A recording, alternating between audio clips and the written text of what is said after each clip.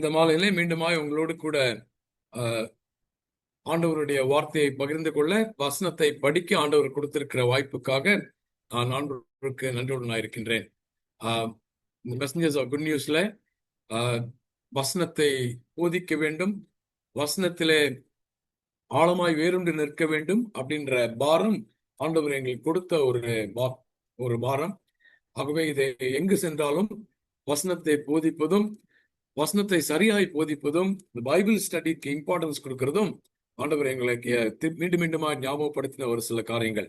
சரி, இந்த மாலையில மீண்டுமாய் உங்களோடு கூட பேசுவதற்கு எனக்கு வாய்ப்பு கிடைத்ததுக்காக ஆண்டவருக்கு நன்றி சொல்கிறேன். ஆக்சுவலா இன்னைக்கு வந்து பால் ராபர்ட் அண்ணன் பேசணும். அண்ணனுடைய கேட்ராக்ட் ஆப்ரேஷன் நடுவில் வந்ததுனால he couldn't do it today. ஆனா வருகிற 23ஆம் தேதியிலிருந்து அண்ணன் வந்து பிலிப்பியர் புஸ்தகத்திலிருந்து எடுப்பாங்க.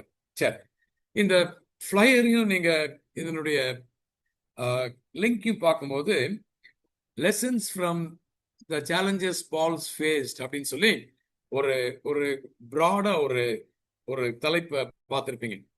ஆனா பாலுடைய சேலஞ்ச், பவுல் அப்போஸ்தலன் சந்தித்த சவால்கள் அப்படின்னு சொல்ல பார்க்கும்போது நிறைய இருக்கு. ரோமர்ல இன்னைக்கு ஜோனா வாஸ்ததுல இருந்து எல்லா கடிதங்களிலும் அவருக்கு இருந்த சவால்கள் நிறைய இருக்கு. கப்பல் சேதம், அரசாங்கத்துக்கு மத்தியில இருந்த சூழ்நிலைகள், சிறைச்சாலையில இருந்த சூழ்நிலைகள், இப்படி பல பல சூழ்நிலைகள், பல சேலஞ்சஸ் வந்து பவுல் ஃபேஸ் பண்றார். இன்னைக்கு மாலையில உங்களோடு கூட 2 கொரிந்தியர் 12வது அதிகாரம் 7வதுல இருந்து 10வது வசனம் வரைக்கும் இருக்கிற இந்த ஒரு சேலஞ்சில இருந்து நான் படித்துக் கொண்ட ஒரு சில காரியங்களை உங்களோடு கூட நான் பகிர்ந்து கொள்ள ஆசைப்படுகின்றேன். சரி, முதலாவது as an introduction, Paul is a great apostle. எல்லாருக்கும் தெரிந்த ஒரு காரியம், பவுலை போல ஒரு சிறந்த அப்போஸ்தலன் இருந்ததில்லை. அல்லது இயேசு கிறிஸ்துவின் வழியாய் வந்து இயேசு கிறிஸ்துவனுடைய ஊழியத்தை அப்படியே எடுத்து செய்கிறவன், அவருடைய துணையோடு சிறந்து செய்கிறவன். எப்படி இதை நாம் அறிந்து கொள்ள முடியும்? அவன் எழுதின இந்த 13 புத்தகங்கள், out of 66 books, 13 books were written by Paul. ஒருவேளை ஹீப்ரு யார் எழுதுனதுன்னு தெரியல, பலர் ஹீப்ருவும் பால் தான் எழுதினாங்கன்னு சொல்றாங்க. ஆனா இந்த 13 புத்தகங்களை எழுதுகிற அளவுக்கு அவனுக்கு ஞானம், திறமை எல்லாம் இருந்தது. அவனுடைய ஞானம், திறமை, அவனுடைய எழுத்து, இதெல்லாவற்றையும் பரிசுத்தாவியானவர் உபயோகப்படுத்துகின்றார். ஆகவே வேதத்துல இதெல்லாம் நாம் பார்க்கின்றோம். அவனுடைய இந்த 13 லெட்டர்ஸை வாசிக்கும் போது கிரேட் வேர்ட்ஸ், ஆழமான வார்த்தைகள், சித்தாந்தங்கள், டாக்டரின்ஸ் இருக்கு, கிறிஸ்தவ கோட்பாடுகள், Christian principles are there, discipline இருக்கு, சர்ச் எப்படி இருக்கணும், ஒரு தனிநபர் எப்படி வாழ வேண்டும், குடும்பம் எப்படி இருக்க வேண்டும், கிவிங் எப்படி இருக்கணும், கள்ள போதகத்தை எப்படி சவாலாய் நின்று தடுக்க வேண்டும், இப்படி பல காரியங்களை பவுல் அப்போஸ்தலன் ரொம்ப தெளிவா எழுதுகின்றார். சரி, இது பவுல் அப்போஸ்தலனை குறித்து நம்ம எல்லாருக்கும் தெரிந்த காரியம். 3 வசனங்களை நாம் வாசிக்கலாம். இந்த 3 வசனம் எனக்கு வந்து ரொம்ப பிரயோஜனமா இருந்த வசனங்கள். ஒன்று வந்து பிலிப்பியர் 4வது அதிகாரம் 13வது வசனம். எல்லாருக்கும் தெரிந்த ஒரு வசனம் தான். பவுல் என்ன எழுதுகிறார்? என்னை பலப்படுத்துகிற கிறிஸ்துவினாலே எல்லாவற்றையும் செய்ய எனக்கு பலன் உண்டு.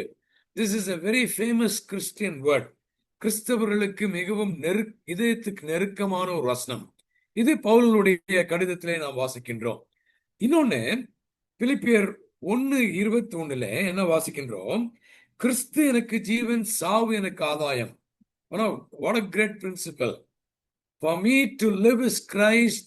For me to live is Christ அப்படின்னு சொல்லி ரொம்ப தெளிவா எழுதுகின்றார். ஆக இது இன்னொரு ஒரு சிறந்த ஒரு வசனம். கலாத்தியர் 2:20 கிறிஸ்துவுடனே கூட சிலுவையில் அறையப்பட்டேன், இனி நான் அல்ல, கிறிஸ்துவே எனக்குள் பிழைத்திருக்கின்றார் அப்படின்னு சொல்லி எழுதுகின்றார். ஆக இவர்களுடைய வசனங்களை வாசிக்கும் போது உங்களுடைய என்னுடைய உள்ளான ஆவிக்குரிய மனிதன் பலப்படுவதும், அல்லது தோற்று போய் அல்லது வீணாய் போய் தூரத்திலே பின் சென்று வருவோம் என்றால், உங்களையும் என்னையும் திருப்பி ஆண்டவரிடத்திலே கொண்டு வருவதற்கு இது ஏதுவா இருக்கிற வசனங்கள். ஒருவேளை பைபிள்ல இருக்கிற எல்லா வசனமும் ஆண்டவருடைய பரிசுத்த ஆவியானவரால் நமக்கு கொடுக்கப்பட்டது. All these words are God breathed, and so every verse is very important. உயிருள்ள வார்த்தைகள். இதெல்லாம் பவுல் எழுதுகின்றார். என்ன எழுதுகின்றார்? என்னை பலப்படுத்துகிற கிறிஸ்து அப்படின்னு எழுதுகிறார். கிறிஸ்து எனக்கு ஜீவன், சாவு எனக்கு ஆதாயம் எழுதுகின்றார். கிறிஸ்துவுடனே நான் சிலுவையில் அறையப்பட்டிருக்கிறேன் எழுதுகின்றார். இப்படி பல காரியங்களும் எழுதிவிட்டு இந்த 2 கொரிந்தியர் 12வது அதிகாரம் 7 முதல் 10 வசனங்களை நாம் வாசிக்க முற்படும் போது இந்த சவால் எப்படி பவுலுக்கு இப்படி ஒரு சவால் வருகிறது அப்படின்னு சொல்லி உங்களையும் என்னையும் யோசிக்க வைக்கின்றது. ஆக இந்த 4 வசனங்களையும் நாம் வாசிப்போம் பொழுது 2 கொரிந்தியர் 12வது அதிகாரம் 7ல இருந்து 10 வசனங்கள். அன்றியும் எனக்கு வெளிப்படுத்தப்பட்டவைகளுக்குரிய மேன்மையின் நிமித்தம் நான் என்னை உயர்த்தாதபடிக்கு என் மாம்சத்திலே ஒரு முள் கொடுக்கப்பட்டிருக்கிறது. என்னை நான் உயர்த்தாதபடிக்கு அது என்னை குட்டும் சாத்தானுடைய தூதனாயிருக்கிறது. அது என்னை விட்டு நீங்கும்படிக்கு நான் 3 தரம் கர்த்தரிடத்தில் வேண்டிக் கொண்டேன். அதற்கு அவர், என் கிருபை உனக்கு போதும், பலவீனத்திலே என் பலன் பூரணமாய் விளங்கும் என்றார். ஆகையால் கிறிஸ்துவின் வல்லமை என் மேல் தங்கும்படி என் பலவீனங்களை குறித்து நான் மிகவும் சந்தோஷமாய் மேன்மை பாராட்டுவேன். அந்தபடி நான் பலவீனமாய் இருக்கும்போது பலமுள்ளவனாயிருக்கிறேன். ஆகையால் கிறிஸ்துவின் நிமித்தம் எனக்கு வரும் பலவீனங்களிலும் நிந்தைகளிலும் நெருக்கங்களிலும் துன்பங்களிலும் இடுக்கண்களிலும் நான் பிரியப்படுகின்றேன் அப்படின்னு சொல்லி எழுதுகின்றார். ஒருவேளை பவுல் அப்போஸ்தலனுக்கு ஏன் இந்த முள்ளு கொடுக்கப்பட்டுச்சு, அல்லது இதை குறித்து வியாக்கியானங்கள், இதை குறித்து பிரசங்கங்கள், இதை குறித்து கமெண்ட்ரிஸ் நிரம்பி இருக்கின்றது. ஆனா we have to go through quite a number of these things. அது உங்களுக்கும் எனக்கும் உள்ளத்தின் ஆழத்திலே அது நம்மை கண்டிப்பாய் ஊக்குவிக்கிறதா இருக்கும். ஒரு காமன் மேன், முதலாவது Paul is a human being like you and me. அவன் ஃபேஸ் பண்ற டிசப்பாயின்மெண்ட்டும் அவன் ஃபேஸ் பண்ற இந்த ஏமாற்றமும் அவனை அதிகமாய் பாதிக்கின்றது. ஒருவேளை இன்னைக்கு இந்த மாலையில இட் இஸ் வெரி காமன், இங்க இருக்கிற இந்த 30 பேருக்கு நம்ம யோசிச்சு பார்த்தோம்னா, ஒரு தோல்வியை தழுவுவதோ அல்லது ஒரு பிரச்சனையை சந்திப்பதோ, ஏன் எனக்கு இந்த பிரச்சனை அப்படின்னு சொல்லி நம்மளே ஒரு கேள்வி கேட்டுக்கொண்டு நம்மை ஒதுக்கி தள்ளுவதோ, நம்மையே நாம் ஒதுக்கி தள்ளுவதோ, அல்லது நம்ம ஜெபிக்க there are prayers which are unanswered. இது அல்லது நம்மளுடைய எதிர்பார்ப்பெல்லாம் சீர்குலைந்து விடுகின்றது. இப்படிப்பட்ட காரியங்கள் நிமித்தம் ஒரு காமன் மேன் என்ன பண்றான்? அது எல்லாரும் சந்திக்கிற ஒரு காரியம்தான். ஆனா இந்த மாலையில சற்று ஆழமா யோசிக்கும் போது, இந்த பிரச்சனை உங்களுக்கு எனக்கும் பிரச்சனை இருக்கு, நானும் தோற்று போயிருக்கிறேன், நானும் பல நேரங்களிலே தூரமாய் பின் சென்றிருக்கிறேன். இப்படி நம்ம பல காரியங்களை யோசிக்க முற்படும் போது நமக்குள்ளாக சில நேரங்களில் ஒரு சில ஆட்டிடியூட் கூட வந்துருது. என்ன வந்துருது? என் பிரச்சனை பெரிதானது, மற்றவங்கள பிரச்சனையோட என் பிரச்சனை ரொம்ப பெருசு. What I am going through is for for higher than other problems அப்படின்னு சொல்லி யோசிக்கிற ஒரு சில காரியங்கள் வந்துருது. சில நேரம் ஓப்பனா சில ஸ்டேட்மெண்ட்லாம் கொடுத்துருவாங்க. எனக்கு வந்த பிரச்சனை அவங்களுக்குலாம் வந்திருந்தா அவங்கெல்லாம் தாங்குவாங்களானே தெரியாது பிரதர் அப்படின்னு சொல்லி சொல்லுவாங்க. அருமையான சகோதரனே, சகோதரியே, it is tempting to think our lot is harder than others. எனக்கு இருக்கின்ற பிரச்சனையும், எனக்கு இருக்கிற ஏமாற்றமும், எனக்கு இருக்கிற தோல்வியும், நான் ஜெபித்து ஆண்டவர் பதில் சொல்லாமல் இருக்கிறாரே, இந்த அனுபவம் மற்றவர்களை காட்டிலும் நான் ரொம்ப ரொம்ப அதிகமாய் பாதிக்கப்பட்டிருக்கிறேன் அப்படின்னு நாம் சொல்லிவிட முடியாது. Every person is different. எல்லாருக்கும் இந்த பாதகம் இருக்கின்றது. எல்லாருக்கும் இதன் வழியாய் நாம் ஏமாந்து விடுகின்றோம். சில நேரங்களில் துணிகரமாய் கடவுளை விட்டு தூரம் போய் விடுகின்றோம். தவறான கோட்பாடுகளுக்கு இடம் கொடுத்து கடவுளை தொலைத்து விடுகின்றோம். ஊழியத்தில் ஈடுபட்டிருக்கிறோம், திடீரென்று சொல்லி ஒரு கல்ட்டை ஃபாலோ பண்ற சூழ்நிலை வந்து விடுகின்றது. ஆக we are put to difficult situations like this. ஆனா இப்படிப்பட்ட சுச்சுவேஷன்ஸ் வரும்போது பவுல் என்ன செய்கிறார் அப்படின்றது இட் இஸ் வெரி இம்பார்ட்டன்ட். ஏன் நம்மளே யோசிச்சு பார்க்கும்போது இதை வாசித்த உடனே பாலுக்கு வந்துச்சு பிரதர், பவுலுக்கு வந்துச்சு, பவுல் இதை ரொம்ப ஈஸியா சமாளிச்சிட்டாரு.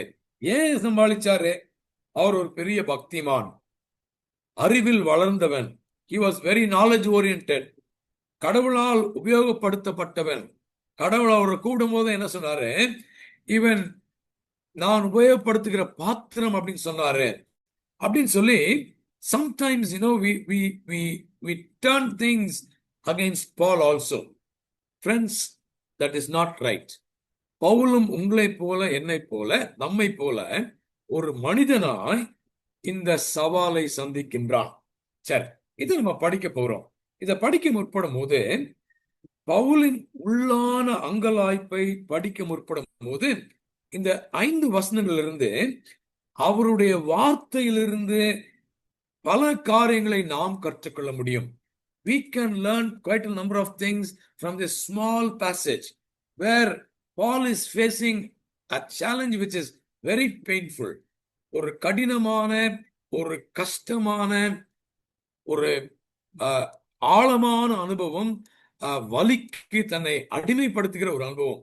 இதற்கு மூலமா இந்த 4 வசனங்களை படிக்கும்போது நாம் பல காரியங்களை நாம் தெரிந்து கொள்ளலாம். சரி, முதலாவது, இப்படி ஒரு பிரச்சனை வரும்போது, இப்படி உங்களையும் என்னையும் ஒரு ஒரு தாக்குதல் வரும்போது, if there is an unanswered prayer, அல்லது நாம் கடவுளை விட்டு தூரமாய் போய்விட்டேன், ஏமாந்து விட்டேன், இப்படிலாம் பிரச்சனை வரும்போது அதை சம பண்ணி ஒரு வார்த்தை சொல்லணும்னா, ஃபர்ஸ்ட் இட் இஸ் ஃப்ரஸ்ட்ரேஷன். இது உங்களுக்கும் எனக்கும் கண்டிப்பாய் வருகின்ற காரியம். இந்த ஃப்ரஸ்ட்ரேஷன் அப்படின்றதுக்கு சரியா டிரான்ஸ்லேட் பண்ணும் அப்படின்னு சொல்லி டிக்ஷனரி பார்க்கும்போது ஏமாற்றம் அப்படின்ற ஒரு அர்த்தமும், இன்னொன்னு எண்ண குலைவு, ஐ ஆம் ஷேட்டர்ட் இன் மை மைண்ட், என்னுடைய எண்ணம், என்னுடைய சிந்தை எல்லாம் சீர்குலைந்து போகின்றது அப்படின்னு சொல்லி அதை பார்க்கிறோம். ஆக முதலாவது நாம் இந்த வசனங்களிலே படிக்க வேண்டிய காரியம் வந்து, Paul was frustrated because of this challenge. இந்த சவாலை அவன் சந்திக்க முற்படும் போது அவன் கண்டிப்பாய் மன உளைச்சல் ஏற்பட்டவனாய், ஏமாற்றம் ஏற்பட்டவனாய், எண்ணத்திலே குலைவு ஏற்பட்டவனாய் காணப்படுகின்றான். சரி, இந்த ஃப்ரஸ்ட்ரேஷன் வந்தா 2 காரியம் கண்டிப்பா நடக்கும். பவுலுக்கு என்ன நடந்துச்சு அப்படின்னு சொல்லி பார்ப்போம். பவுலுக்கு என்ன நடந்துச்சுன்னு பார்க்கறதுக்கு முன்னால என்ன ஃப்ரஸ்ட்ரேஷன் 7வது வசனத்துல ரொம்ப தெளிவாய் வாசிக்கின்றோம்.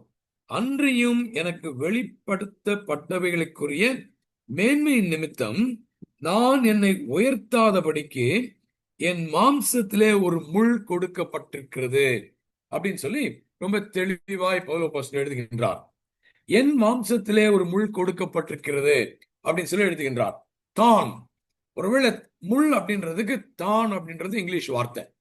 ஆனா இந்த கிரேக்க பதத்துல இந்த தான் அப்படின்ற வார்த்தைக்கு ஸ்கோலோப்ஸ் அப்படின்னு சொல்லி, that is the Greek word for tongue.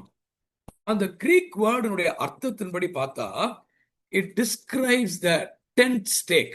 ஒரு டென்ட்டை போய் ஒரு கேம்ப் போறோம், டென்ட் அடிக்கணும்னு சொன்னா தார்பாயெல்லாம் விரிச்சிட்டு அந்த டென்ட் அடிக்கிறதுக்கு நீளமா ஒரு ஆணி அல்லது ஒரு பெரிய பெக் வச்சிருப்போம் இல்லையா, அந்த மாதிரி ஒரு லாங்குவேஜை பவுல் யூஸ் பண்றார். It is not a simple தான், எனக்கு நடக்கும்போது ஒரு முள்ளு குத்திருச்சு அதை எடுத்து போட்டேன், அப்படி இல்லை. இட் இஸ் அ தான் which is so big, it is like a stake. ஒரு டென்ட் அடிக்கிறதுக்கு யூஸ் பண்ற ஒரு பெகு மாதிரி, அவ்வளவு பெரிய ஒரு காரியம் அவனை வந்து குத்துகின்றது. So that is the தான்.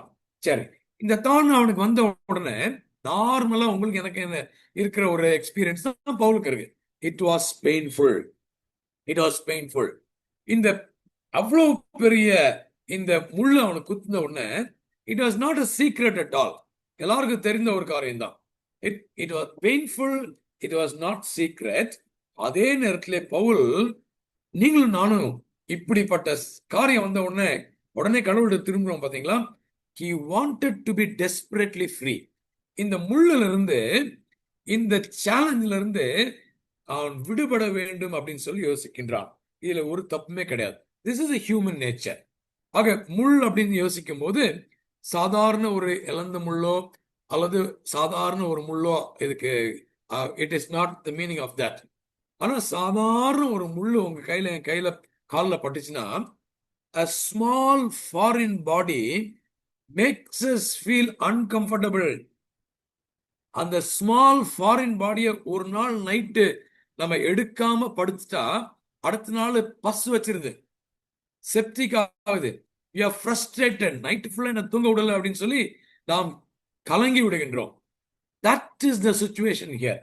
அப்படிப்பட்ட ஒரு பெரிய முள், ஒரு டென்ட் அடிக்கிற ஒரு பெரிய ஸ்டேக் மாதிரி, அது அவனுக்கு அவனுக்கு கொடுக்கப்பட்டிருக்கிறது அப்படின்னு சொல்லி நம்ம பார்க்கிறோம். சரி, இப்படி கொடுக்கப்பட்டனால என்ன ஆச்சுன்னா, முதலாவது இந்த சோதனையின் நிமித்தம் ஒரு அழுத்தத்துக்குள்ளாக அவன் போய்விடுகின்றான். there is pressure of this trial. இப்படி உங்களுக்கு எனக்கும் விடுபடாம திருப்பி திருப்பி ஏமாற்றம், திருப்பி திருப்பி தோல்வி. நான் ஜெபிக்கின்றேன், நான் அப்படி பண்ணுகிறேன், இப்படி பண்ணுகிறேன், God is not moving at all my prayers are unanswered அப்படின்னு சொல்லும் போது உங்களுக்கு எனக்கும் தானாகவே there is a pressure. சாதாரண ஒரு வேலையில கொடுக்கிற ஒரு பெஞ்ச் மார்க்க நீங்களும் நானும் செய்ய தவறிவிட்டால் there is a pressure. ஐயோ அடுத்த நாள் என்ன ஆகும் அப்படின்னு தெரியலன்னு சொல்லி இன்னைக்கு இந்த பிரஷர்ன்ற வார்த்தை இந்த உலகத்திலே சாதாரணமாய் மாறிவிட்டது. வேலை பழுவினால் வருகின்ற பிரஷர். இங்க இந்த ஃப்ரஸ்ட்ரேஷனால, ஏமாற்றத்தினால, எண்ணத்தின் சீர்குலைவினாலே அவனுக்கு வர பிரஷரு, அந்த சோதனையினாலே வருகிற அழுத்தம். சரி, இந்த வீக்னஸ் என்ன அப்படின்னு சொல்லி ரொம்ப தெளிவா இங்க சொல்லப்படவில்லை. there is a தான், அந்த தானுடைய சைஸு அந்த லாங்குவேஜை வச்சுதான் அதை படிக்கிறோம். சரி, இதுல நம்ம ஒரு சில காரியங்களை யூகிக்கலாம்.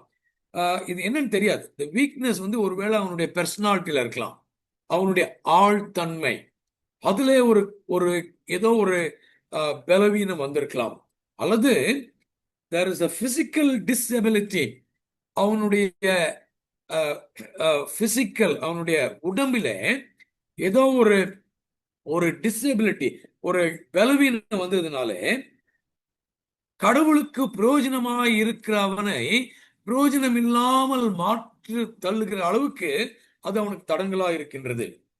அவனை கொஞ்ச நேரத்துக்கு நான் சொன்னேன், அப்போஸ்தலர் 9ஆம் அதிகாரத்துல அனனியா பவுலிடத்துல போய் சவுலிடத்துல போய் பேச பயப்பட முற்படும் போது கடவுள் சொல்கின்றார், அவன் நான் தெரிந்து கொண்டிருக்கிற பாத்திரம், அவன் புறஜாதிகளுக்கு மத்தியிலே அவன் சாட்சியா இருக்க போகின்றான். சோ இந்த இடத்துல ஒரு பிசிக்கல் டிசபிலிட்டி, நம்மளுடைய உடம்பிலே தாங்க முடியாத சிலருக்கு விடாத தலைவலியா இருக்கலாம், சிலருக்கு வேற ஏதாவது ஒரு பிரச்சனையா இருக்கலாம், வாட் எவர் இட் இஸ். அப்படி இருக்கும் போது this thing can hinder our movement. பாசிட்டிவா முன்னால் நகர்ந்து போகிறதை அது தடுத்து நிறுத்துகின்றது. அது அவர் கடவுளுக்கு நான் யூஸ்ஃபுல்லா இருக்கிறேன் அப்படின்றத தடுத்து நிறுத்துற அளவுக்கு இந்த பிசிக்கல் வீக்னஸ் இருந்திருக்கலாம். ஸ்பிரிச்சுவலா கூட நான் இது என்னை தடுத்து நிறுத்துது. எதுக்கு? ஆண்டவருக்கு எல்லா காரியத்திலும் கீழ்ப்படிய நான் முற்படும் போது this comes as an obstacle, this is a hurdle அப்படின்னு சொல்லி பவுல் சொல்லுகின்றார். பவுல் அப்படிப்பட்ட அனுபவத்துக்குள்ளாக போயிருக்கலாம். சோ இதெல்லாம் தெளிவா இதுதான் அப்படின்னு சொல்லி சொல்லப்படவில்லை. ஒருவேளை நீ கமெண்ட்ரிஸ் எடுத்து பாத்தீங்கன்னா பலர் பலவிதமா சொல்றாங்க. அவனுக்கு காக்கா வலிப்புன்னு சொல்றாங்க, ஒரு சிலர் அவனுக்கு மைக்ரேன் ஹெட்ஏக்னு சொல்றாங்க, ஒரு சிலர் அவனுடைய பழைய மனுஷன் பலப்பட்டு விட்டான், ஆகவே அதை குத்துவதற்காக அப்படின்னு சொல்றாங்க. சோ there is பைபிள்ல பிளெயின் ஸ்டேட்மெண்டா ஒண்ணு இல்லை, ஆனா he was suffering, there was pressure. இன்னைக்கு அருமையான சகோதரியே, வாரக்கணக்காய் மாதக்கணக்காய் இயர்ஸ் டுகெதர், இந்த மாதத்துல இது சரியாயிட்டா, இது மட்டும் சரியாயிட்டா, இந்த வருஷத்துல இது மட்டும் முடிஞ்சிட்டா, இப்படி இது மட்டும் if only this would happen, if I have a new job, புது வேலை, அது மட்டும் எனக்கு கிடைச்சிட்டா, என் ஹெல்த் மட்டும் சரியாயிட்டா, என்னுடைய சூழ்நிலை மட்டும் சரியாயிட்டா அப்படின்னு சொல்லி பவுல் என்ன சொல்கின்றா, பவுல் என்ன பண்ணிருக்கலாம், அவன் ஜெபம் பண்ணிருக்கலாம். இஃப் ஒன்லி ஒருவேளை நீங்களும் நானும் அப்படியே ஜெபம் பண்றான். 8வது வசனத்துல வாசிக்கின்றோம், அது என்னை விட்டு நீங்கும்படி நான் கர்த்தரிடத்தில் 3 முறை வேண்டிக் கொண்டேன். There is no wrong in it. That's a nature. எனக்கு பிரஷரைஸ்டா இருக்கு சுவாமி. I am turning to God and I am praying. அதை இப்படி ஜெபம் பண்ணிட்டே இருக்கான். ஆனா இந்த ஜெபத்திற்கு அவனுக்கு பதில் கிடைக்கவே இல்லை. Prayer is there is continuous prayer. அதே நேரத்தில் the pressure is also continuous. Pressure அங்க குறைஞ்ச பாடே இல்லை. இந்த சோதனை நிமித்தம் வருகிற அழுத்தம் அவனுக்கு குறைஞ்ச பாடே இல்லை. So the first thing we must understand is, ஒரு frustration நிமித்தம் உங்களுக்கு எனக்கும் pressure வரும்போது, you and I have to turn to God. You and I have to turn to God. ஆனா அதே நேரத்துல ஒரே ஒரு காரியத்தை மட்டும் நம்ம பிடிச்சிட்டு நான் சொல்றதுதான் கேட்கணும், if only you do this, if only this will happen to me அப்படின்னு சொல்லி எப்பொழுதுமே இந்த if only இது மட்டும் எனக்கு நடந்திருந்தா அப்படின்னு சொல்லி நம்ம சொல்லிட்டு இருக்க முடியாது. All our if onlys may not be God's will sometimes. சில நேரங்களிலே இது எனக்கு நடக்கணும் அப்படின்னு சொல்லி கேட்கிறது ஆண்டவருடைய சித்தம் இல்லாமல் இருப்பதற்கும் வாய்ப்பு உண்டு. ஆக there was a constant pressure. இந்த அழுத்தம் அவனுக்குள்ளா இருந்துச்சு. சரி, ரெண்டாவது என்ன இருந்துச்சுன்னா, there was pain which was persistent. வலி விலகாமல் இருந்தது. கொஞ்சம் யோசிச்சு பாருங்களேன், வலி விலகாம இருந்துச்சுன்னா எப்படி இருக்கும் உங்களுக்கு எனக்கும்? We would have come across certain things. ஐயோ ஏன் பிரதர் அதை கேட்குறீங்க, அதை எப்படி சொல்றதுன்னு தெரியல, அதை நினைச்சாலே இன்னைக்கு எனக்கு நடுங்குது இப்படின்னு சொல்லி அது நம்ம என்ன செய்யறோம், அதை பற்றி சொல்வதற்கு வாய்ப்பு உண்டு. 8வது வசனத்துல என்ன வாசிக்கிறோம் பாருங்க திருப்பி, அது என்னை விட்டு நீங்கும்படி நான் 3 தரம் கர்த்தரிடத்தில் வேண்டிக் கொண்டேன். See, the prayer is continuous. ஆனா அந்த பிரஷர் என்ன, பெயினும் பிரஷரும் அதுவும் இருந்துட்டே தான் இருக்கு. To release pressure, he prayed. இது பவுல் அப்போஸ்தலன் நமக்கு சொல்லிக் கொடுத்த காரியம் தான். பிலிப்பியர் 4வது அதிகாரம் 6வது வசனத்தில் என்ன வாசிக்கின்றோம்?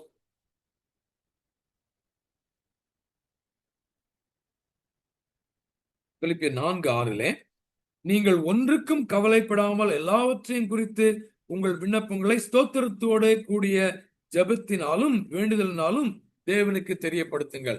This is what Paul taught us. And Paul is doing the same thing. ஆனா இந்த பிரஷர் அவனுக்கு இருந்துட்டே இருக்கு. சரி, இதுல 7வது வசனத்தை வாசிக்கும் போது இன்னொரு வார்த்தை இருக்கு. அந்த பெயினை பற்றி பேசும்போது, அது என்னை குட்டும் சாத்தானுடைய தூதனாய் இருக்கின்றது. அது குட்டும் அப்படின்னு இருக்கு. தமிழ்ல குட்டுனா தலையில குட்டுறது தான். ஆங்கிலத்தில் வாசிக்கும் போது இட் பஃபெட்ஸ் மீ அப்படின்னு ஒரு டிரான்ஸ்லேஷன் சொல்லுது. இன்னொரு டிரான்ஸ்லேஷன் என்ன சொல்லுதுன்னா, இட் டார்மெண்ட்ஸ் மீ, அது என்னை சீர்குலைக்கின்றது அப்படின்னு சொல்லி எழுதுறது அப்படின்னு சொல்லுது. இன்னொருத்தர் என்ன எழுதுகிறாருன்னா, பாக்ஸிங் கிளவுஸ போட்டு பஞ்ச் பண்ற மாதிரி.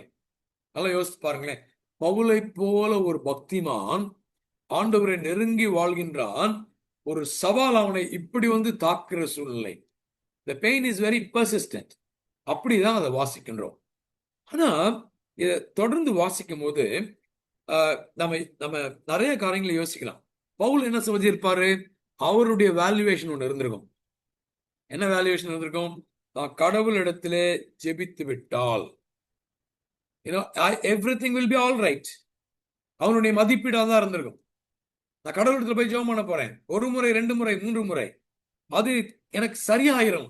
It will be all right. I will be doing the ministry well and also even better. உங்களை மாதிரி என்ன மாதிரி அப்படியே யோசித்திருக்கலாம். ஆனா 8வது வசனத்தை என்ன வாசிக்கின்றோம்? 3 முறை அவன் கர்த்தரிடத்தில் வேண்டிக் கொண்டேன். நல்லா கவனிங்க. There was prayer, but there was also pain. 8வது வசனத்தை பார்க்கும்போது எனக்கு ஒரு காரியம் ரொம்ப ஞாபகம் வருது. ரொம்ப அழகா இதுல படிக்கலாம். 3 முறை அவன் ஜெபித்து முடித்தான். அது Paul started praying and Paul also ends praying, stops praying. 3 முறைக்குள்ள பேசி முடிச்சதுக்குள்ள அவனுக்கு எனக்கு தெரிஞ்சிருச்சு, இது கடவுள் எனக்கு கொடுத்திருக்கிறார், இது ஆண்டோட சித்தம் தான் சொல்லி. பல நேரங்களில் நீங்களும் நானும் என்ன பிரச்சனை வந்தாலும் we'll have to turn to God. சங்கீதம் 142 வாஸ்து பாத்தீங்கன்னா சங்கீதக்காரன் ரொம்ப தெளிவாய் சொல்லுகின்றான், வலது பக்கம் இடது பக்கம் எங்கு பார்த்தாலும் என்னை கண்ணோக்கி பார்க்கிறவர்கள் இல்லை, என்னுடைய என்னுடைய பகையவர்கள் எனக்கு கண்ணி வைத்திருக்கிறார்கள், ஐயோ அப்படின்ற அங்கலாய்ப்புக்கு நான் தள்ளப்பட்டிருக்கிறேன் அப்படின்னு சொல்லிட்டு இந்த 5வது வசனத்துக்கு வரும்போது கர்த்தரை நோக்கி கூப்பிடுகிறேன் அப்படின்னு சொல்லுகின்றான். That's what we'll have to do. Paul did the same thing. ஆனா பவுலுக்கு 3 முறை செய்தும் பதில் வரவில்லை. So he stopped praying. ஜெபம் அப்படின்னு சொல்லும்போது prayer is a very intimate relationship with God. ஆண்டவரோடு நாம் ரொம்ப அவரோடு நெருங்கி அவரோடு சம்பாஷணை பண்ணுகின்ற ஒரு வேளை. சில நேரங்களிலே நாம் ஜெபித்துக் கொண்டே நம்மளுடைய ஜெபங்கள், sometimes we are very good at praying. அதை சொல்றோம், இதை சொல்றோம், இதை சொல்றோம், but we fail to listen to God. இங்க பாத்தீங்கன்னா Paul started praying, he stops praying. ஆனா அதுக்கப்புறம் கடவுள் அவனோட பேசுகின்றார். பிரேயரை பற்றி சின்ன பிள்ளைங்க சொல்லி தருவோம். There is no is one answer, yes is another answer, wait is another answer. இந்த கமெண்ட்ரிஸை வாசிட்டு இருக்கும் போது ஒரு பக்தர் இப்படியாக எழுதுகின்றார், in Paul's prayer there were 3 dimensions, 3 பரிமாணங்கள் உள்ளது அப்படின்னு சொல்லி எழுதுகின்றார். ஒண்ணு பிசிக்கல் டைமென்ஷன், அதாவது உடல் ரீதியான ஒரு டைமென்ஷன்ல there was thorn in the flesh, அவனுடைய உடம்பிலே அவனுடைய சதையிலே ஒரு முள் கொடுக்கப்பட்டிருக்கிறது, அது குத்தி கொண்டே இருக்கின்றது, அது அவனை குட்டும் ஒரு தூதன், அவனை குட்டும் சாத்தானுடைய தூதனா இருக்கின்றது.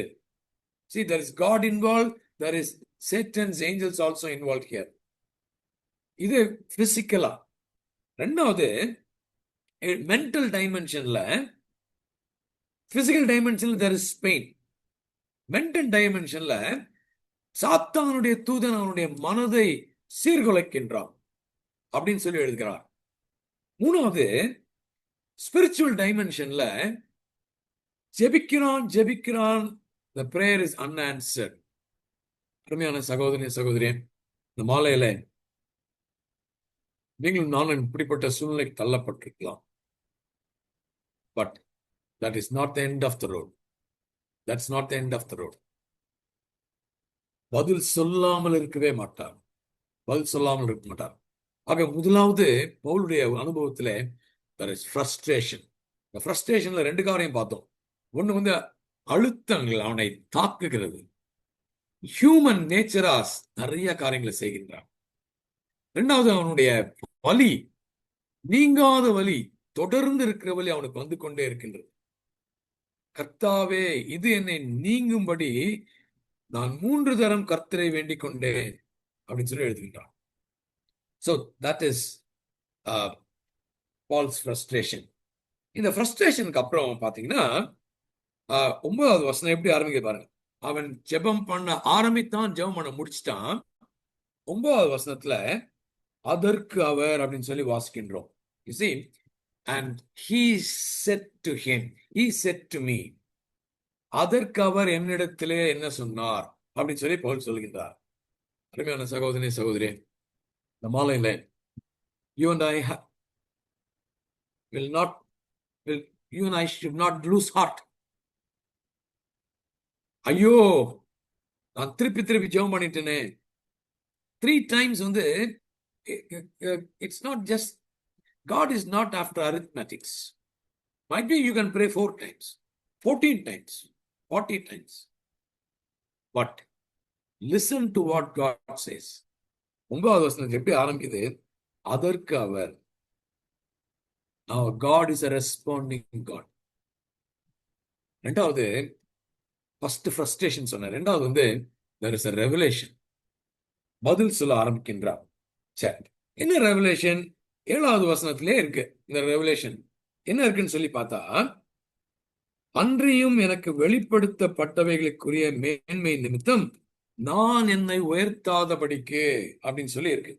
ஆங்கில வேதாகமத்துல lest I should be exalted above measure, என்னுடைய தகுதிக்கு மேலாக நான் கடவுளுடைய, எனக்கு ஆண்டவருடைய வெளிப்பாடெல்லாம் இருக்கிறதுனால நான் வந்து எனக்குள்ளாக ஒரு பெருமை வந்து ஐ வில், எனக்கு அந்த மகிமையை நான் எடுத்து கொள்ளக்கூடாது அப்படின்னு சொல்லி கடவுள் சொல்றார். அவனை பார்த்து சொல்றார், lest I should be exalted above measure. தமிழ்ல நான் என்னை உயர்த்தாதபடிக்குன்னு இருக்கு. 7வது வசனத்துல 2 முறை இருக்கு. NIV-ல வாசிக்கும் போது ஒரே முறை இருக்கு, ஆனா அடுத்த முறை வேற மாதிரி ஒரு லாங்குவேஜ்ல போட்டிருக்காங்க. NKJV-ல வாசித்தீங்கன்னா lest I should be exalted above measure அப்படின்றது. தமிழ்ல என்ன வாசிக்கின்றோம்? என்னை உயர்த்தாதபடிக்கு என் மாம்சத்திலே ஒரு முள் கொடுக்கப்பட்டிருக்கிறது. அது ஃபர்ஸ்ட் டைம். 7வது பின்னால என்னை நான் உயர்த்தாதபடிக்கு அது என்னை குட்டும் சாத்தானுடைய தூதனாயிருக்கின்றது. முள்ளே பெயின்ஃபுல்லு. அந்த முள்ளு எப்படி சாத்தான் ஆப்ரேட் பண்றான்றதையும் எக்ஸ்பிளைன் பண்றார். So the revelation is, இந்த முள் பவுலுக்கு கொடுக்கப்படாவிட்டால் அது என்ன ஆயிரும்? அவன் பெருமையை நாடி விடுவான், அவனுக்குள்ளாக பெருமை வந்துவிடும். The thorn was intended to prevent pride. ஒருவேளை இந்த மாலையில உங்களுடைய என்னுடைய வாழ்க்கையில if there is a thorn which is intended to put bad things away from our life, we will have to praise God for it. That is the revelation. That is the revelation. I should not be exalted above measure. இன்னைக்கு பாத்தீங்கன்னா வெளிப்பாடு எனக்கு இது கிடைச்சிச்சு அது கிடைச்சிச்சுன்னு சொல்றவங்க நிறைய பேர். வெளிப்பாடுல ஒன்றும் தப்பு கிடையாது. இந்த 12வது வசனத்தை அதிகாரத்தை ஃபுல்லா வாசித்து பாத்தீங்கன்னா 14 வருஷங்களுக்கு முன்பாக கிடைத்த வெளிப்பாட தனக்கு வந்தது மாதிரி சொல்லாம அந்த மனிதன் அப்படின்னு சொல்லி ஒரு ஒரு ஒரு ஃபாரவே தேர்ட் பர்சன்ல எனக்கு அப்படின்ற வார்த்தையை யூஸ் பண்ணாம பவுல் சொல்லிட்டு இருக்காரு. Revelations were very uncommon on those days. ஆனா பவுலுக்கு இப்படி கிடைச்ச அது வந்து மக்களே பேச ஆரம்பிச்சிட்டாங்க. ஓ இப்படி எல்லாம் இருக்கு, ரொம்ப கெட்டிக்காரன், இவனுக்குள்ள பெருமை வந்துடும் சொல்லி மக்கள் பேசியிருக்கலாம். ஆகவே முதலாவது ரெவலேஷன் என்னன்னா, என்னை உயர்த்தாதபடிக்கு என் மாம்சத்திலே ஒரு முள் கொடுக்கப்பட்டிருக்குது. What a revelation. இது ஒரு உண்மையான வெளிப்பாடு. இப்படிப்பட்ட வெளிப்பாடுகள் உங்களுடைய என்னுடைய கிறிஸ்துவ வாழ்க்கைக்கு, நம்முடைய கிறிஸ்துவ பயணத்துக்கு தேவை. This suffering is simply because of this. ஒருவேளை எல்லா சஃபரிங்கும் வந்து ஆண்டவரத்துல, எல்லா சஃபரிங் ஆண்டவரத்துல நெருக்கும் நம்மள. ஆனா எல்லாமே முள்ளுன்னு சொல்லிட முடியாது. A small disease, but that can bring us close to God. இங்க ரொம்ப அழகா போட்டிருக்கு, the thorn was given to prevent from pride. அவனுக்குள்ளாக அந்த பெருமை வந்துவிடக்கூடாது அப்படின்னு சொல்லி. thorn was a messenger of Satan அப்படின்னு சொல்லி போட்டிருக்கு. 7வது வசனத்துல அது என்னை குட்டும் சாத்தானுடைய தூதனா இருக்கின்றது அப்படின்னு போட்டிருக்கு. அது குட்டுகிறது அப்படின்னு சொல்லி தமிழ்ல வாசிக்கிறோம். ஆங்கிலத்துல torments me, என்னை சீர்குலைக்கின்றது, என்னுடைய மனநிலையை பாதிக்கிறது. இதெல்லாம் அதற்கு கீழாக வருகிற அர்த்தங்கள். ஒரு பக்தர் இப்படியாக கமெண்ட்ரியில வாசிக்கும் போது ஒரு பக்தர் எழுதுகிறார், Paul was not immune to the danger of pride. சகோதரி, if Paul was not immune, where are we? அவரே அப்படிப்பட்ட பக்திமான், அவருக்குள்ளாக பெருமை வருவதற்கு வாய்ப்பு இருக்கும் என்றால் நீங்களும் நானும் எவ்வளவு ஜாக்கிரதா இருக்க வேண்டும் அல்லவா? இன்னைக்கு ஏதாவது ஒரு காரியத்தை செய்துட்டா அதை பற்றி பப்ளிஷ் பண்றதும் அதை பற்றி திருப்பி எடுத்து சொல்றதும். The world's way is that way. உலக ரீதியிலே அப்படிதான் நாம் படிக்கின்றோம். ஆனால் வேதம் பவுல் கூடிய இந்த பாதகமான சூழ்நிலையிலிருந்து கற்றுக்கொள்கிற பாடம், we should not be after pride. வசனம் தெளிவாய் சொல்லுது, pride goeth before the fall. பெருமை உள்ளவனுக்கு தேவன் எதிர்த்து நிற்கிறார் அப்படின்னு சொல்லி வாசிக்கின்றோம். அப்புறம் இன்னொரு பக்தர் என்ன எழுதுகிறார், the best of God's people have in them a root of pride. The best of God's people, இருக்கிறதுல ஆண்டவரோடு நெருங்கி வாழ்கின்ற சிறந்த பக்திமான் யாரா இருந்தாலும் the root of pride is there. வேதத்துல நிறைய பேரை வாசிக்கின்றோம், ஆண்டவரோடு நெருங்கி இருந்தாங்க, ஆனா the pride was controlling them subtly. அது வெளிப்படுவதை நாம் பார்க்கின்றோம். Our pride will offend God. உங்களுடைய என்னுடைய பெருமை கர்த்தருக்கு எதிர்த்து நிற்கும். இந்த மாலையில நாம் சற்று ஆழமாக யோசித்து பார்க்க வேண்டும். ஃபர்ஸ்ட் ரெவலேஷன் இஸ், நான் அளவுக்கு மீறி உயர்த்தாதபடி என் மாம்சத்திலே ஒரு முள் கொடுக்கப்பட்டிருக்கிறது. நான், அதாவது தமிழ்ல வாசித்தீங்கன்னா, நான் உன்னை உயர்த்தாதபடிக்கு, பாத்தீங்களா, என்னை நான் என்னை உயர்த்தாதபடிக்கு, நான் என்னை உயர்த்தாதபடிக்கின்றது. ரெண்டாவது பாத்தீங்கன்னா, என்னை நான் உயர்த்தாதபடிக்கு அப்படின்னு சொல்லியிருக்கு. ரெண்டும் ஒண்ணுதான். But again and again it is told. That's the first revelation. இன்னைக்கு எனக்கு கடவுள் ஒண்ணுமே சொல்ல மாட்டேன்றாரு. If God is telling a revelation like this, இப்படிப்பட்ட ஒரு வெளிப்பாடை ஆண்டவர் உங்களுக்கு எனக்கு கொடுத்தா, are we willing to accept that? சுவாமி, நான் உமக்கா இதெல்லாம் செஞ்சுட்டேன், இன்னும் அதெல்லாம் செஞ்சு முடிக்கணும் சுவாமி. Is that the way we are responding? Pavul அது ரொம்ப அழகா எழுதுகின்றார். ஆனா கடவுளை பற்றி சொல்லும் போது நம்ம என்ன தெரியுமா வாசிக்கிறோம்? He loves his children too much to let pride grow in them.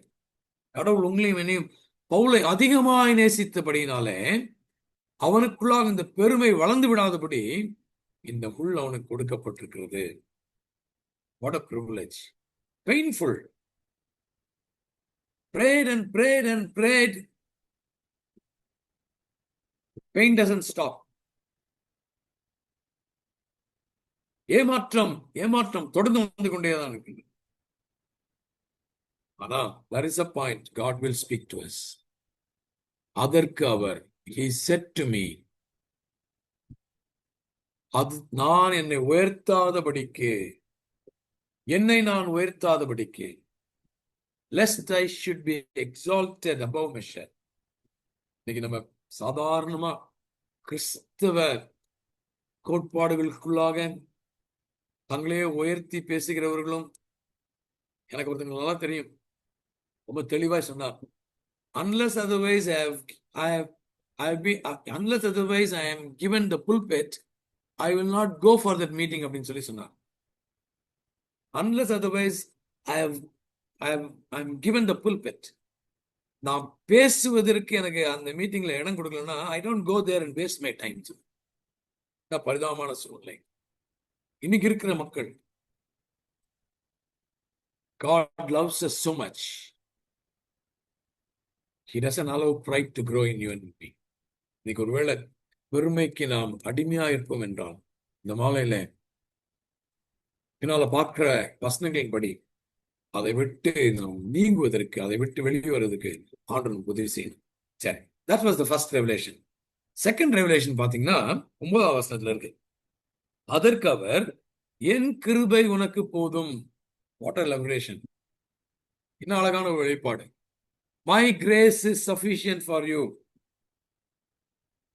பவுலுக்கு என்ன தேவை?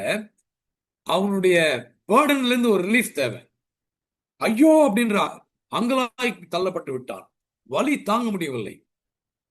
என்னை இது இதை பாசிட்டிவா என்ன மூவ் பண்ண வைக்க மாட்டேன், என்ன முன்னால நகர்த்த விட மாட்டேன். ஆக இந்த பேர்டன்ல இருந்து ஒரு ஒரு விடுதலை வேணும் அப்படின்னு சொல்லி அவன் என்ன பண்றான், அதான் ஜெபம் பண்றான். கர்த்தரிடத்தில் 3 முறை வேண்டிக் கொண்டேன். அதுக்கு பதில் என்ன சொல்றாப்பா அந்த ரெவலேஷன் என்ன? My grace is sufficient for you. அது ஒரு பாரத்தை ஒரு ஒரு பாரம் நம்மகிட்ட நீங்க பண்ணணும்னா 2 சொல்யூஷன் இருக்கு. ஒன்னு, the load must be removed, அந்த பாரம் நம்மகிட்ட இருந்து எடுக்கப்படும். ரெண்டாவது, அப்படி இந்த பாரம் எடுக்கப்படலனா my shoulders must be strengthened, என்னுடைய தோள்கள் அதை தாங்குவதற்கு பலன் அதிகமாய் எனக்கு அதிகமா வேணும். That's what it says. ஆகவேதான் பவுல் சொல்கிறார் பின்னால, his grace was given which was enough. அவர் கொடுத்த கிருபை எனக்கு போதுமானதா இருக்கின்றதுன்னு சொல்லி சொல்றார். 2 things to remember. 2 காரியங்களை முக்கியமா நம்ம ஞாபகம் வச்சுக்கணும். ஒன்னு, grace could meet Paul's need because it was available all time. ஆண்டவருடைய கிருபை பவுலுடைய தேவைகளை சந்திக்க முடிந்தது காரணம் என்னன்னு சொன்னா, அது எந்நேரமும் எக்காலமும் பவுலுக்கும் நமக்கும் அது நெருங்கி இருக்கின்றது. Grace is always available. அடுத்தது,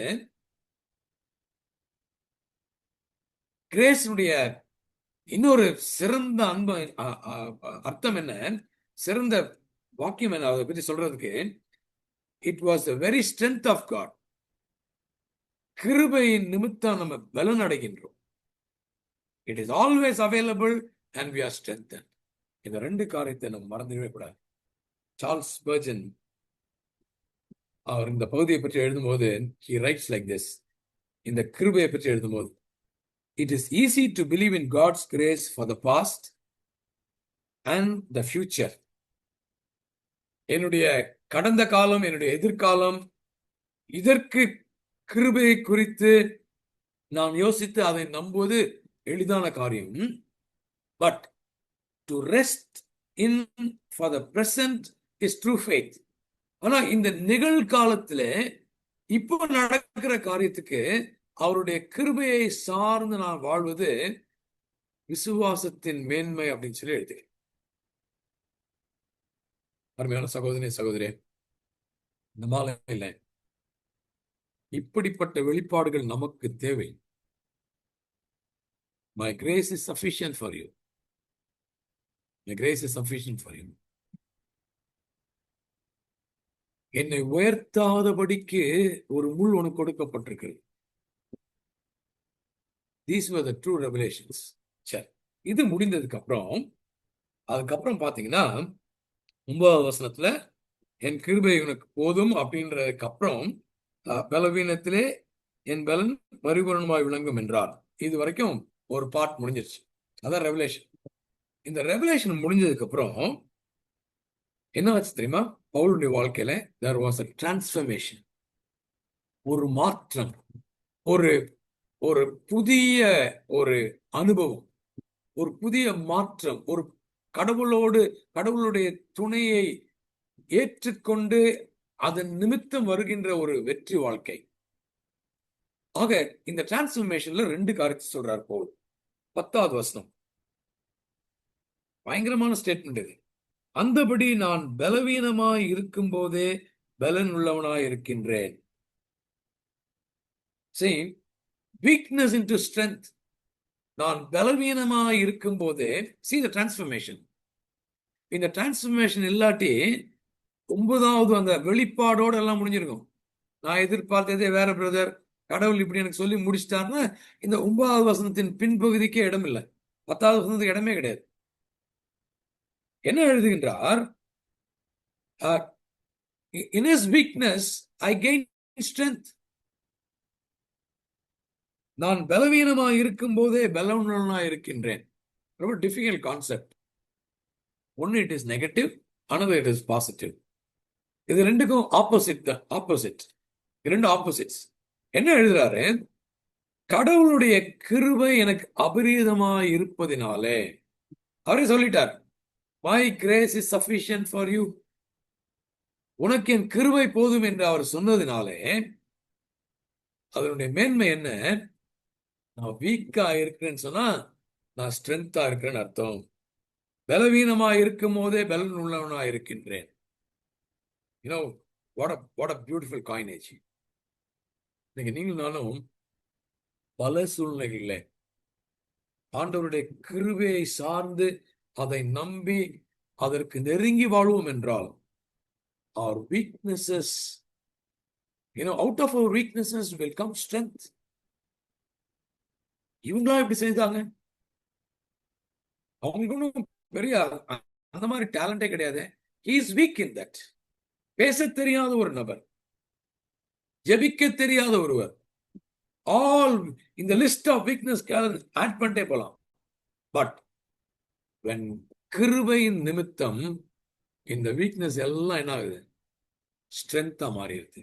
பலம் உள்ளவனா இருக்கின்றேன், பலம் உள்ளவனா இருக்கின்றேன். இதுதான் first transformation. How is it possible? How is it possible? ஒருவேளை பவுலையே நாம் கேட்போம் அப்படின்னு சொன்னா பவுல் என்ன சொல்லியிருப்பார் அப்படின்னு சொல்லி எனக்கு தெரியல.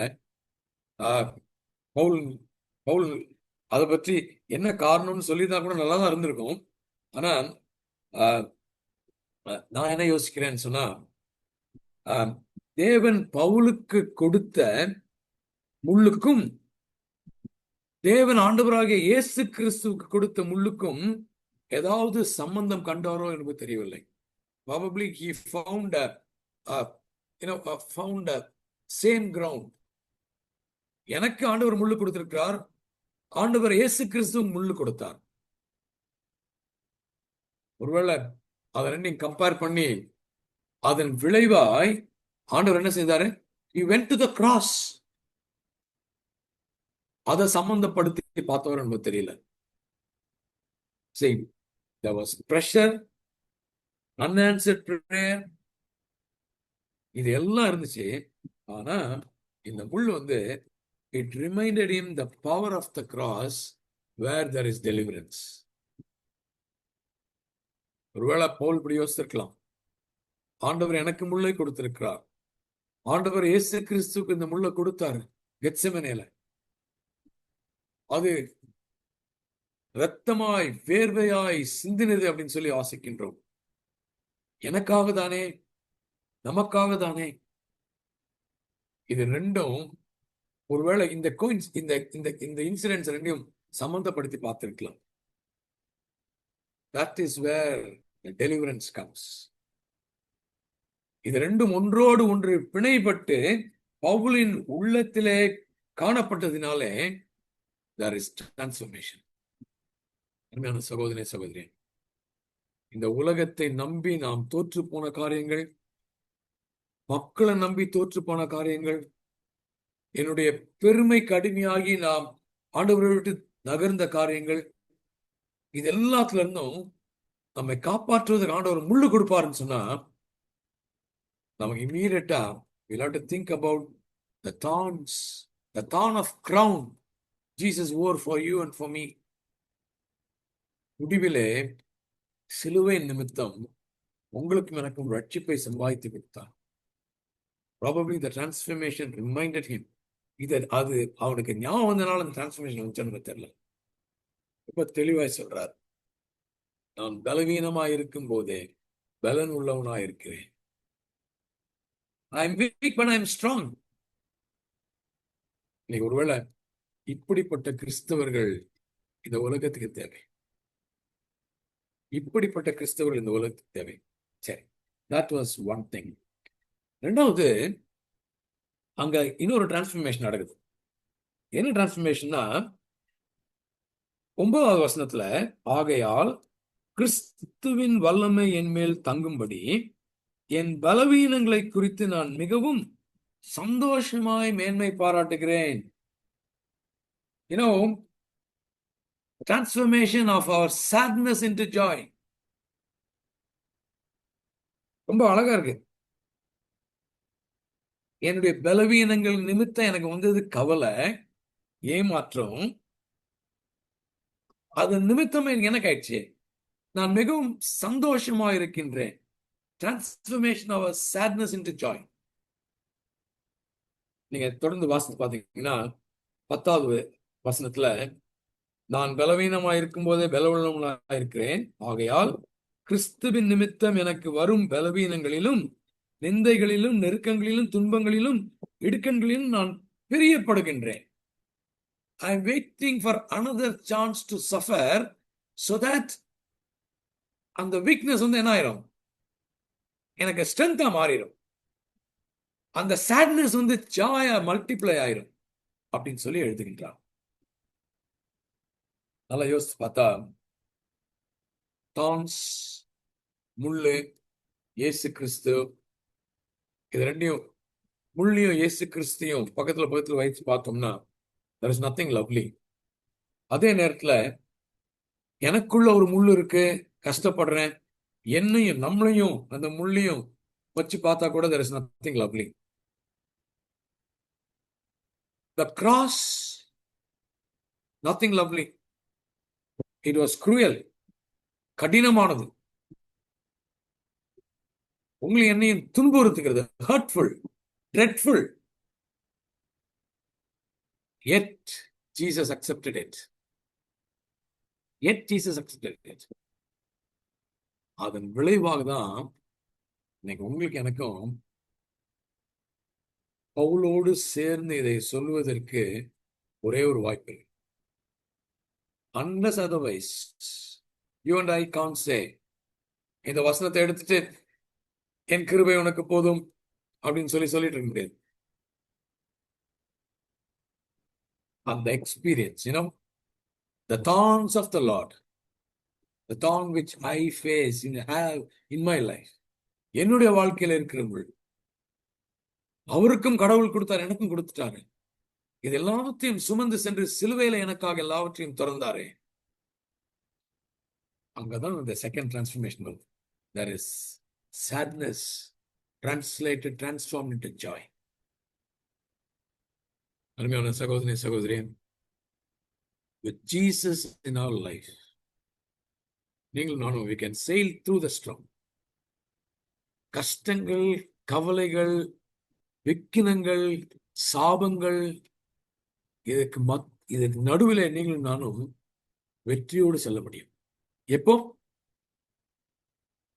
You and I should experience the cross and the resurrected power. பாவ மன்னிப்பு, நிச்சயம், நித்திய ஜீவன், ஆக்கினைக்கு நான் தள்ளப்பட்டவன், ஆக்கினை எனக்கு கிடையாது, இதெல்லாம் நான் அறிந்து மீண்டுமாய் அவரோடு கூட ஒன்றிக்க முற்படும் போது அவருடைய துணையோடு we can sail through the storms. இன்னைக்கு மாலையில can we once more give ourselves and our experiences, dreadful experiences, கஷ்டமான, கவலையான, தோற்று போன உள்ளை போல அனுபவப்படுது. மற்றவங்களை போட கூட எனக்கு ரொம்ப அதிகம், ஒருவேளை சொல்லலாம் நீங்க, அப்படிப்பட்டது பிரதர்.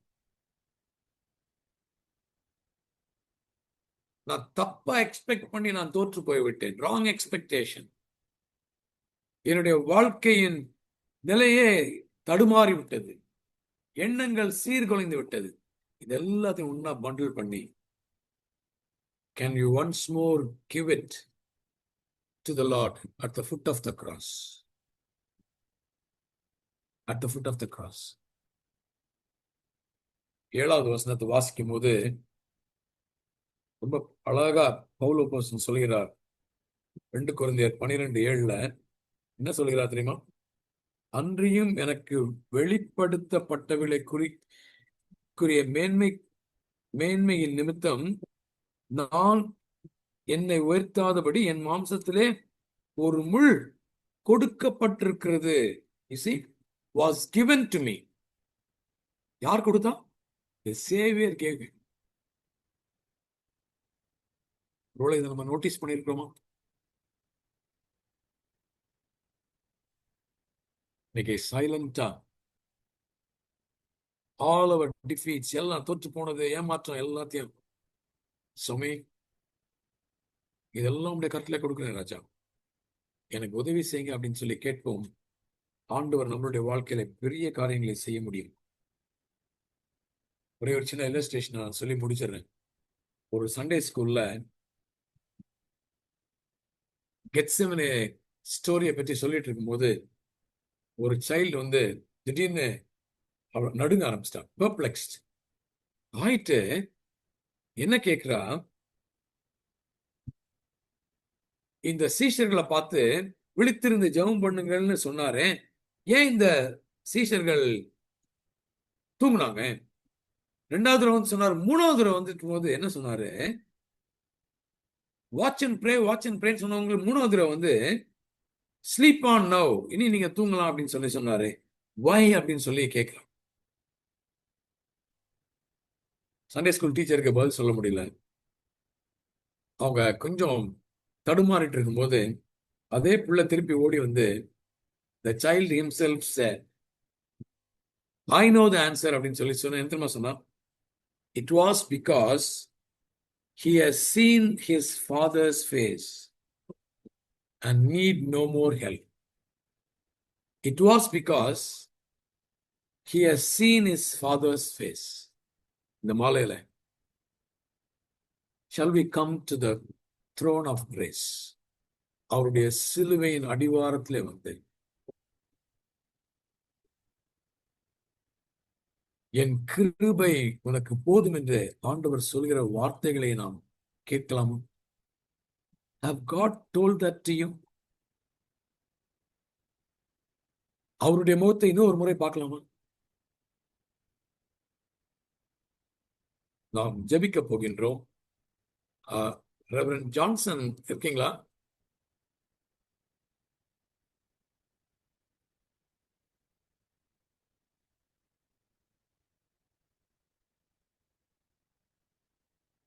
ஜான்சன், சரி நாம் ஜெபம் பண்ணலாம். இன்னும் ஒரு விசை நாம் எல்லாத்தையும் ஆண்டவரிடத்திலே கொண்டு வந்து கொடுத்து, ஆண்டவரே, இது நானும் என்னுடைய அனுபவம், அல்லது வெற்றிக்கு மேல் வெற்றியா இருக்கலாம். அதன் விளைவாய் நீங்களும் நானும் பெருமைக்கு அடிமையாகி தோற்று போனவர்களா இருக்கலாம். Is it not true there is a bit of pride which is in you and in me? ஒரே ஒரு நிமிஷம் சிலுவையில கொண்டு வந்து அதை கொடுத்து, ஆண்டவரே, மீண்டுமா உங்களுடைய முகத்தை பார்த்து நான் ஆசைப்படுகின்றேன், எனக்கு உதவி செய்ய சொல்லி கேட்கலாமா? அன்பின் ஆண்டவரே, இந்த அருமையான மாலையிலே சொல்லி பவுலுடைய அனுபவத்தின் மூலமாய் நீர் எங்களுக்கு கற்றுக் கொடுத்த இந்த உண்மைகளுக்காக உம்மை ஸ்தோத்திரிக்கிறோம். ஆண்டவரே, எங்களுடைய வாழ்க்கையில பல நேரங்களிலே சொல்லி பவுலுக்கு ஒப்ப நாங்கள் கஷ்டப்படாமல் இருந்தாலும் நாங்களும் கஷ்டப்பட்டிருக்கிறோம் சொல்லி. ஆனா ஆண்டவரே, பல நேரங்களிலே பவுலை மாதிரி நாங்கள் செய்யாமல், பவுலை மாதிரி நாங்கள் செய்ய துணியாமல் உம்மை விட்டு நகர்வதும் அல்லது அதற்கு வேறு வழி கண்டுபிடிப்பதும், இப்படிப்பட்ட தவறான சில்லறை காரியங்களுக்கு எங்களை நாங்கள் அடிமையாக்கியிருக்கிறோம். இந்த மாலையில ஆண்டவரே, நீர் எங்களுக்கு உணர்த்தி காட்டின காரியங்களுக்காக நன்றி சொல்லி, எங்களுக்கு ஏற்பட்டிருக்கிற மன உளைச்சல்களுக்காக நன்றி. ஆண்டவரே, நாங்கள் உம்மிடத்திலே ஜெபிக்க திரும்புகிற வாய்ப்புகளுக்காக நன்றி. எல்லாவற்றுக்கும் மேலாக ஆண்டவரே, எங்களுடைய ஜெபத்திற்கு நீர் யூ ரிவீல் சர்டன் திங்ஸ், அதற்காக நன்றி. ஆண்டவரே, இதை அப்படியே ஏற்றுக்கொள்ளும் போது சுவாமி, எங்களுடைய வாழ்க்கையில ஒரு மாறுதலை கொடுக்கின்றேன். நன்றி ராஜா, எங்களை தாழ்த்துகிறோம். தொடர்ந்து ஆண்டவரே உங்களுடைய வசனத்தை படிக்க, உங்களுடைய வசனத்தின்படி நாங்கள் அடிபணிந்து வாழ எங்களுக்கு பலன் தான் ராஜா. சத்துவம் இல்லாதவர்கள் சுவாமி, எங்களுக்கு பலன் தான், எங்களுக்கு பலன் தான். எங்களை தாழ்த்துகிறோம். இயேசு கிறிஸ்துவின் மூலம் ஜெபிக்கிறோம் ஜீவனுள்ள பிதாவே. ஆமென்.